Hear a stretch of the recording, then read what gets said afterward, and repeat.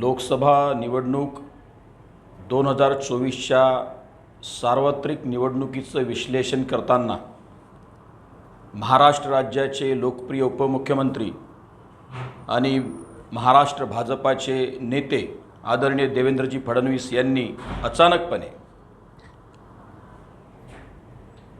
वरिष्ठांनी मला सरकारातून मोकळं करावं अशी विनंती केली। आपल्या माध्यमातून मी सांगू इच्छितो की देवेंद्रजी फडणवीसांच्या सारखं समर्पित भावनेनं काम करणारं व्यक्तिमत्व आणि नेतृत्व महाराष्ट्राला लाभलेलं आहे, महाराष्ट्राचं भाग्य आहे। एखाद्या सार्वत्रिक निवडणुकीत अपयश आलं म्हणून असा टोकाचा निर्णय घेण्याची कोणत्याही पद्धतीची आवश्यकता मला या प्रसंगी वाटत नाही। या महाराष्ट्राला देवेंद्रजी फडणवीसांच्या सारखं विचार करणारं नेतृत्व, ओघवतं वक्तृत्व आणि या पद्धतीचं महाराष्ट्राच्या कल्याणाचे निर्णय घेणारं नेतृत्वाची महाराष्ट्राला खऱ्या अर्थानं गरज आहे।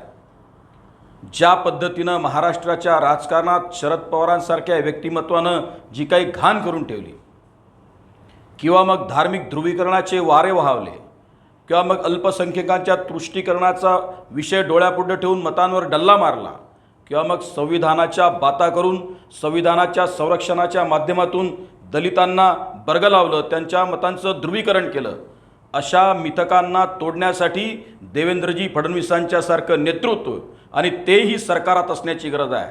जर देवेंद्रजी या महाराष्ट्राला तुमची गरज आहे आणि पुढच्या येत्या काळामध्ये संघटितपणे भारतीय जनता पक्ष आणि महायुती म्हणून आम्ही संपूर्ण महाराष्ट्रामध्ये तुमच्याच नेतृत्वामध्ये सगळ्या लोकांना दाखवून देऊ की कोणत्याही पद्धतीनं आम्ही बॅकफुटवर आलेलो नाही। पुढची येती निवडणूकच निवड नव्हे तर संपूर्ण राजकारण तुमच्या नेतृत्वातच लढलं जाईल आणि त्याच पद्धतीनं महाराष्ट्र देखील देशाच्या विकासात आपलं योगदान देईल। त्यामुळं कोणत्याही पद्धतीचा निर्णय घेण्याची घाई करण्याची गरज आहे असं मला वाटत नाही। कट करून द्या।